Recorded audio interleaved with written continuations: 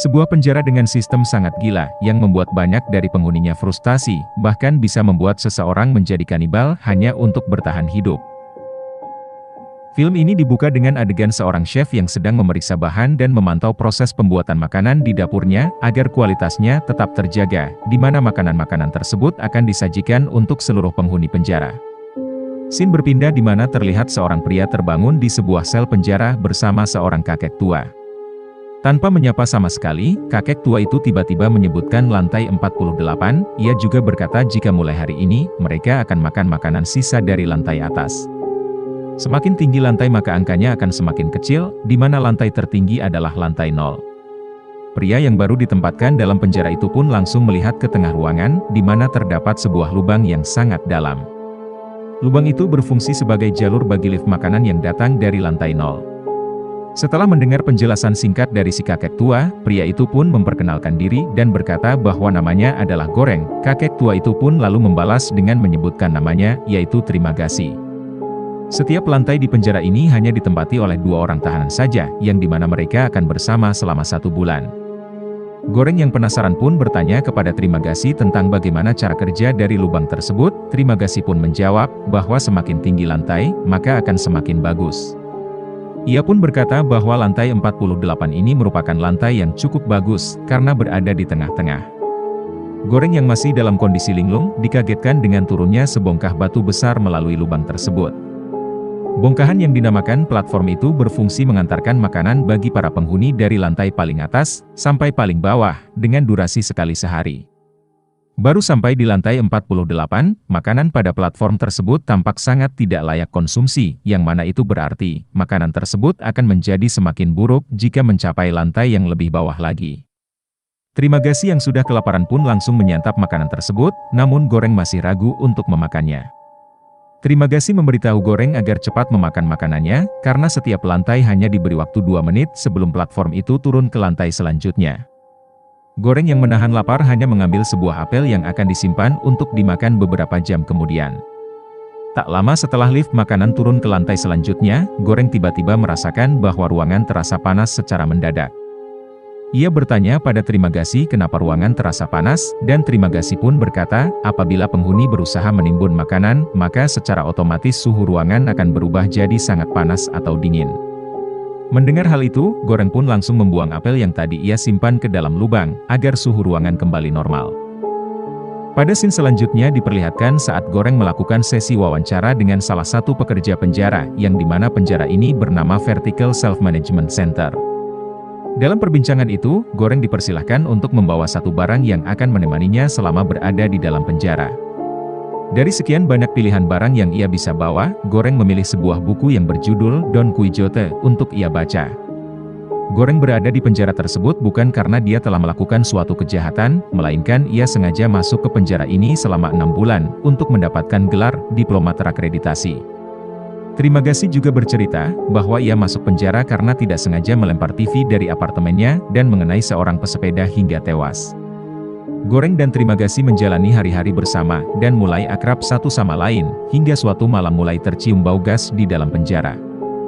Hal ini menandakan bahwa sebentar lagi mereka akan tidak sadarkan diri, dan di saat itulah, lantai penjara dan rekan satu lantai akan diubah secara acak. Jika tidak ada yang tewas di lantai tersebut, maka rekan satu selnya akan tetap sama. Keesokan harinya, Goreng terbangun dengan kondisi terikat di ranjangnya, dan ternyata, pelakunya tak lain adalah Terima Kasih, teman satu selnya.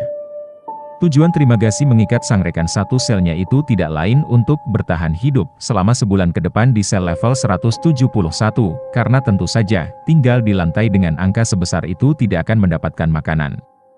Terima Kasih mengatakan bahwa ia tidak akan sanggup hidup selama 1 bulan tanpa memakan apapun, maka itu, berbekal pisau yang ia bawa ketika masuk penjara, Terima Kasih ingin mengonsumsi bagian tubuh Goreng secara perlahan. Untungnya, sebelum niat Terima Kasih terwujud, Goreng diselamatkan oleh seseorang yang bernama Miharu, yang mana Miharu kebetulan sedang menyusuri lantai demi lantai sel di penjara tersebut dengan menaiki platform untuk mencari anaknya. Miharu langsung menghajar Terima Kasih dari belakang dan menusuk lehernya dengan pisau. Setelah melepaskan ikatan Goreng, Miharu mempersilahkan Goreng untuk membalaskan dendamnya kepada Terima Kasih. Dengan membabi buta, Goreng lalu menusuk Terima Kasih berulang kali hingga tewas dengan mengenaskan. Selain menyelamatkan Goreng dari Trimagasi, Miharu juga merawatnya sebelum melanjutkan pencarian sang anak. Sebulan berlalu, para tahanan kembali dipindahkan selnya, dan kali ini, Goreng menempati sel di lantai 33 bersama Imogiri yang ternyata merupakan mantan pegawai Vertical Self-Management Center yang mewawancarainya dulu.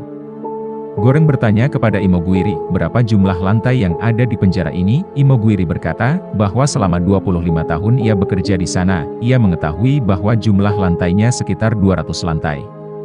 Secara logika, jumlah makanan yang tersedia tidak akan cukup memenuhi kebutuhan sekitar 400 orang, namun Imogiri berkata, makanan yang disajikan bisa mencukupi seluruh tahanan jika diterapkan sistem solidaritas. Imogiri berusaha membentuk pola pikir saling berbagi makanan dengan menyiapkan 2 porsi yang kurang lebih sama untuk penghuni lantai bawahnya. Akan tetapi, himbauan itu tidak pernah didengar, sampai akhirnya Goreng memaksa tahanan di sel bawahnya dengan sebuah ancaman. Imogiri pun sempat bercerita tentang pengalamannya ketika bekerja sebagai karyawan di Vertical Self-Management Center, yang sama sekali tidak mengetahui kondisi di dalam.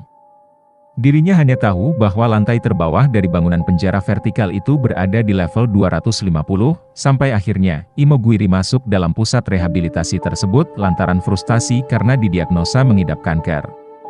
Goreng yang baru terbangun mendapati bahwa Imogiri yang kembali menjadi teman selnya sudah tidak bernyawa. Sekalipun masuk penjara secara sukarela, pada perpindahan selanjutnya, Imogiri tidak sanggup menghadapi realita dirinya berada di sel 202. Dengan kondisi tubuh yang memburuk disertai kepergian teman satu selnya, keadaan Goreng semakin terganggu.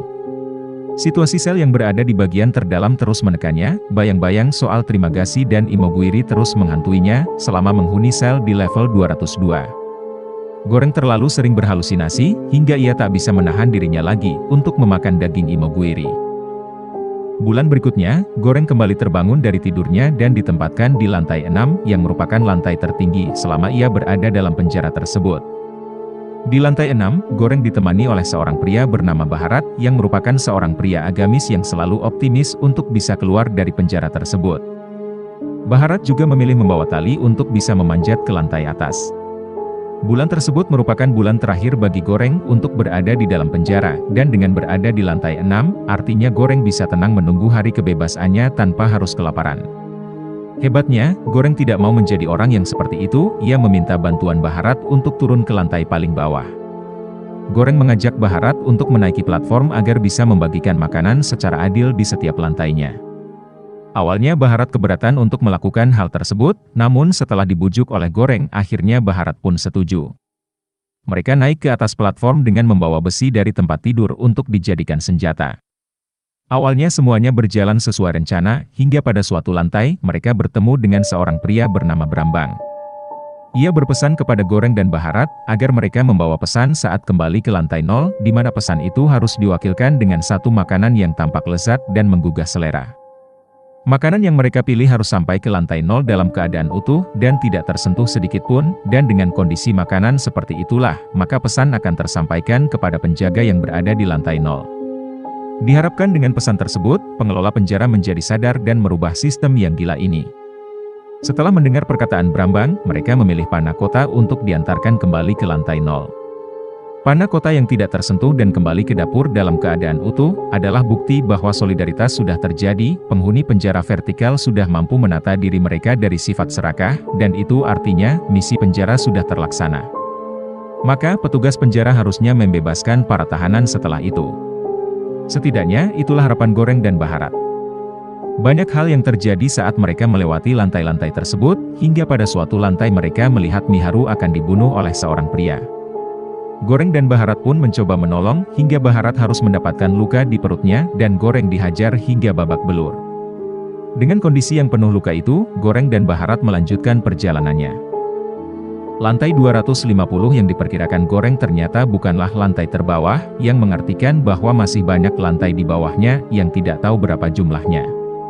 Semakin dalam lantai, semakin parah juga kondisi para tahanan. Untungnya makanan yang mereka jaga sampai saat itu masih terjaga dan tidak tersentuh.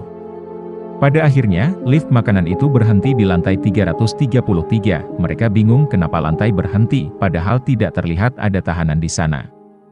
Ternyata, ada seorang anak yang bersembunyi di bawah tempat tidur, dan Goreng berasumsi bahwa anak itu adalah anak yang dicari oleh Miharu selama ini. Saat Goreng dan Baharat mendekati anak tersebut, tiba-tiba lift makanan turun meninggalkan mereka, dan melihat anak tersebut kelaparan, mau tidak mau mereka harus memberikan panna cotta yang mereka simpan, untuk dimakan oleh anak tersebut. Saat Goreng tidak sadarkan diri di lantai 333, ia berhalusinasi tentang arwah Trimagasi, Imogiri, Miharu, dan Baharat, yang ternyata Baharat telah tewas akibat kehabisan darah. Dalam halusinasinya itu, Trimagasi berkata, bahwa anak itu adalah pesan sesungguhnya yang harus diantar ke lantai 0.